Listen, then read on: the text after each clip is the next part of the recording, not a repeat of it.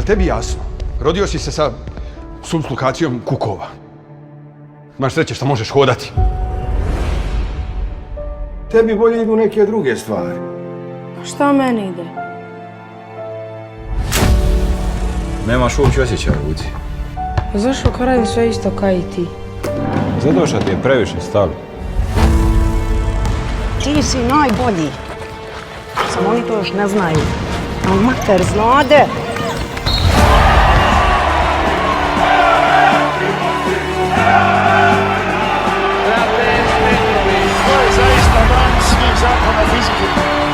Ti si baš siguran u sebe.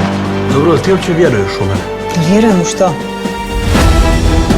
You can spend your best years here, or you can be remembered as a trailblazer of European basketball. Si bolji od drugih. Jesam. Si bolji od Younga. Da. A od Ainge?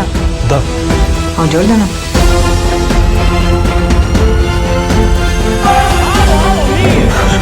Šta bi ti, dokad bi ti igrao, bogati? Zauvijek.